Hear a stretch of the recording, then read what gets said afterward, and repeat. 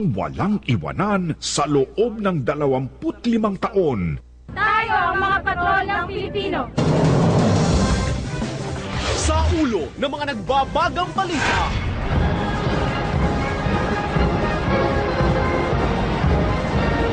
Puting usok na mataan sa ikalawang araw ng conclave. Pope Francis ng Argentina, inihalal na bagong Santo Papa, libo-libo nagbunyi.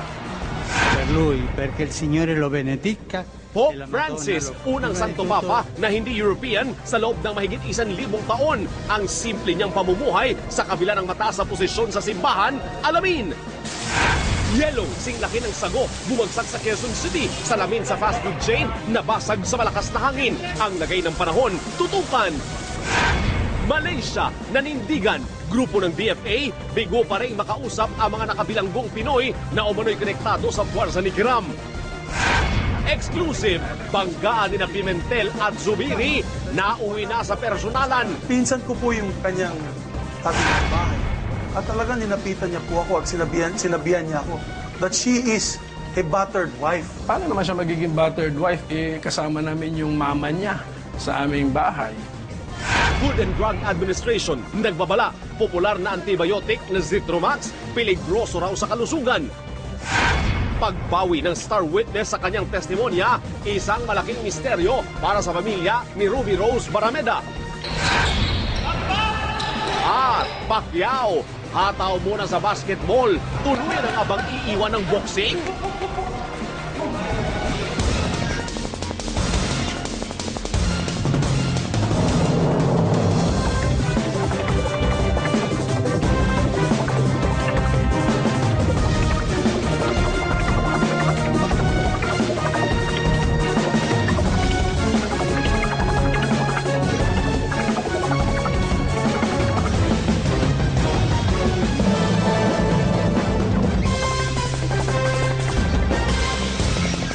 Live mula sa ABS-CBN News Center, Manila. Ito ang TV Patrol!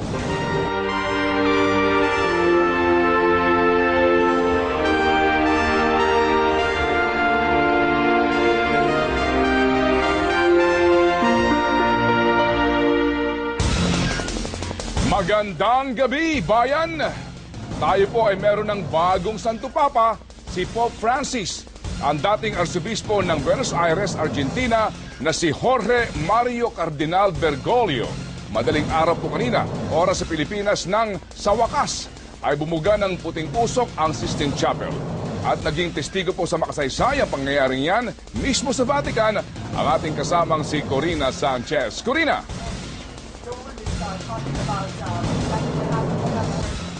Maraming salamat, Ted. Sumikat na ang Haring Araw dito sa Vatican na tila sumabay naman sa naging makasaysayan at mabilis na pagtatapos ng conclave o paghalal ng bagong Santo Papa, ang ika-266 na lider ng Simbahang Katolika.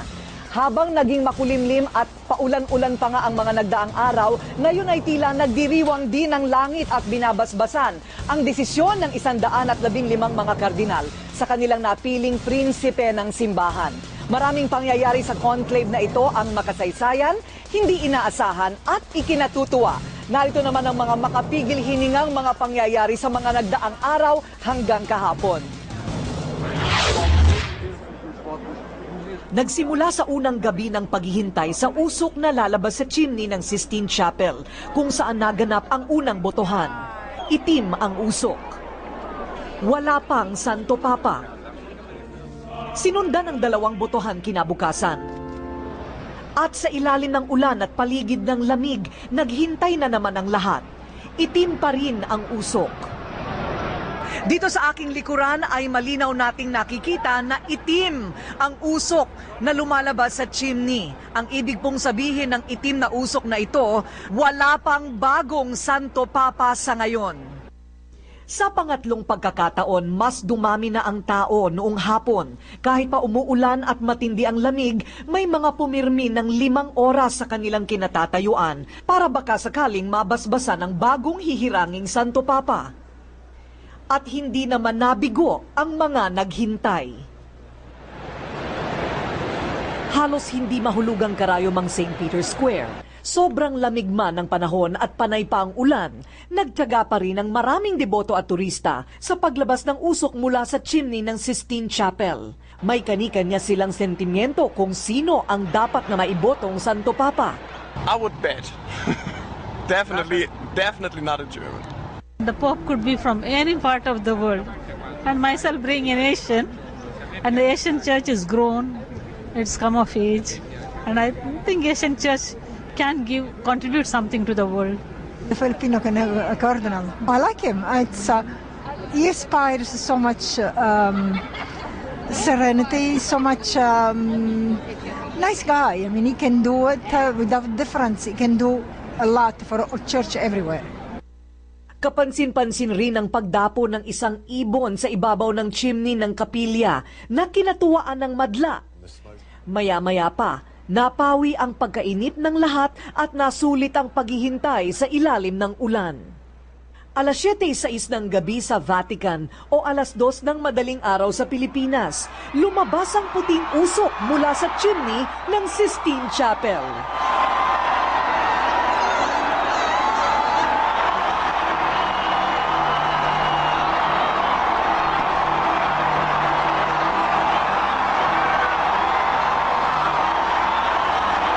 Nagdiriwang ang lahat, ang simbahang Katolika, gayon din ang lahat ng Katoliko sa mundo. Sa puting usok na lumalabas ngayon mula sa chimney ng Sistine Chapel, mayroon ng bagong Santo Papa ang simbahang Katolika. Matagal-tagal na pinatunog ang mga kampana sa St. Peter's Basilica na kinukumpirma ang matagumpay na eleksyon sa ikalawang araw ng conclave. May bago ng Santo Papa na mamumuno sa 1.2 bilyong mga Katoliko sa buong mundo. Ang tensyon at alinlangan na naramdaman mula nang magsimula ang conclave nitong Martes, napalitan ng saya at pagkasabik na makilala ang bagong lider ng simbahan. Marami ang sumigaw ng Habemus Papam o may bago na tayong Santo Papa.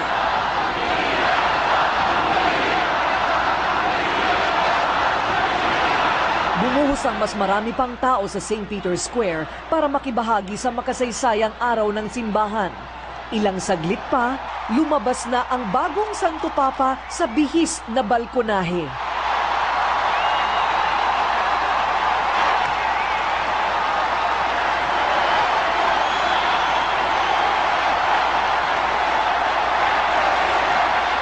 Ang bagong Santo Papa ng Simbahang Katolika, si Jorge Mario Cardinal Bergoglio, isang Jesuita mula sa bansang Argentina, isang Latino, at kinikilala ang rehiyon na ito na may pinakamalaking populasyon ng mga Katoliko sa mundo.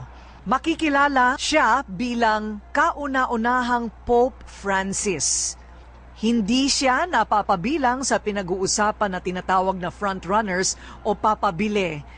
Kaya't nagulat po ang lahat dito po sa naging desisyon ng 115 kardinal. La benedizione, ma prima vi chiedo un favore.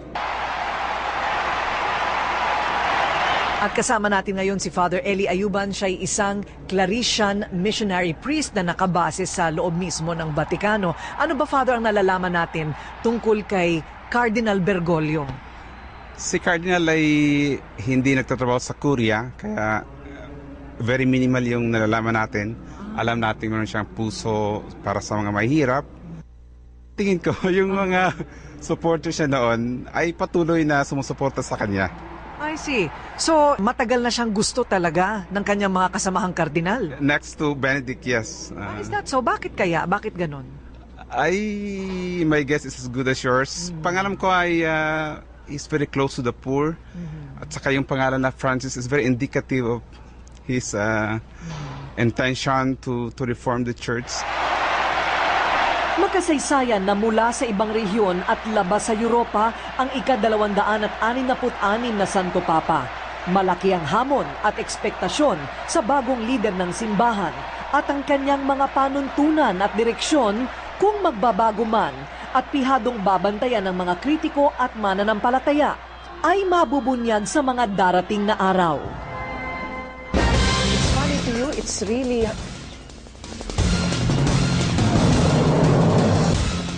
Ted, noong unang binanggit ang pangalan ni Jorge Mario Cardinal Bergoglio bilang napiling Santo Papa, marami ang nagtanong, sino siya? Hindi siya nakikilala ng nakakarami. At anong uri naman kaya ng Santo Papa kaya siya? Anong uri ng pamamalakad ng simbahan ang gagawin niya?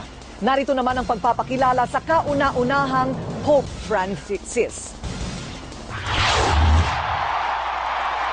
Kalmado, pero tila nag-aalangan sa pagtayo sa balkonahe ng St. Peter's Basilica si Jorge Mario Cardinal Bergoglio matapos mahalal bilang ika-266 na Santo Papa ng Simbahang Katolika. 76 na taong gulang na si Cardinal Bergoglio na natanggalan na ng isang baga nung siya ay teenager dahil sa isang impeksyon. Ayon sa ilang report, siya ang pumangalawa kay Pope Benedict XVI sa bilangan noong 2005 conclave para maging Santo Papa. Sa kanyang mga unang mga kataga bilang si Pope Francis.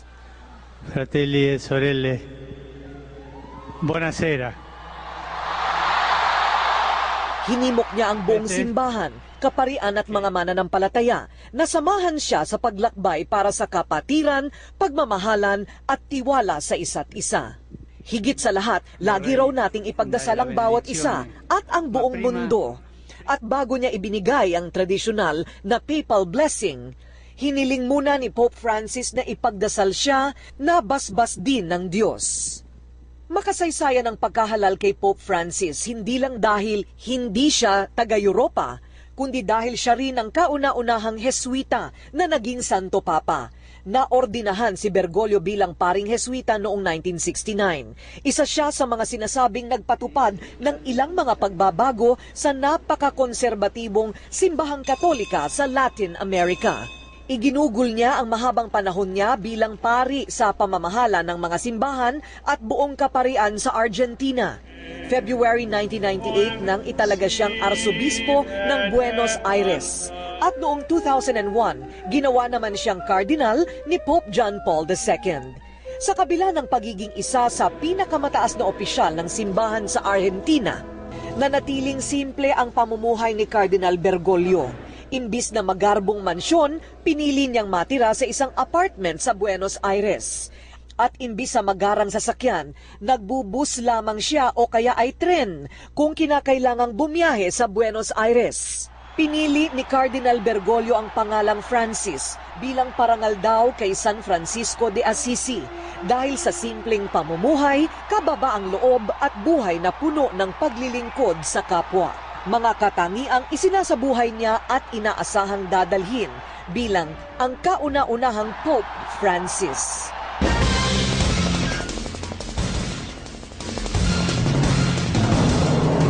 So Ted, masasabi natin na itong papang ito ay kilalang malapit sa mga mahihirap. Siya ay simpleng-simple lamang na tao na bakas sa kanyang uri ng napakasimpleng piniling uri ng buhay. Maraming inalok sa kanya pero ito'y kanyang tinanggihan. Masasabi rin natin na siya'y isang konserbatibo na kardinal na hindi nagtaguyod at lumalaban pa nga sa same-sex marriage. So, kung ihahambing natin ang kanyang pagkatao sa mga kasalukuyang hamon ng simbahang Katolika, maaari siguro nating masabi na siya'y magiging medyo konserbatibo na tagabantay ng mga sinaunang prinsipyo ng simbahan. Samantala, sa kanyang unang araw bilang isang Santo Papa, ay nagpunta kanina sa Santa Maria Maggiore Basilica si Pope Francis sa Roma para sa isang pribadong pagdalaw at para rin magdasal. Nakatakda rin niyang bisitahin ngayong hapon si Pope Emeritus Benedict XVI sa Papal Summer Residence ng Castel Gandolfo sa labas naman ng Roma. Matatandaan kagabi nang kausapin ni Pope Francis ang mga mananampalataya sa St. Peter's Square ay humiling siya na ipagdasal si Pope Emeritus Benedict XVI. So yan na muna Ted mula dito sa Batikano. Magbabalik pa rin kami maya-maya, balik muna sa inyo. Maraming salamat, Corina Sanchez, mula po sa Vatican City. Samantala, agad po namang gumuho sa social media ang mga pagbati sa bagong Santo Papa. Maganda rin po ang nakikita ngayon ng CBCP sa pagkakahirang kay Pope Francis I. Nagpapatrol, Zian Ambrosio.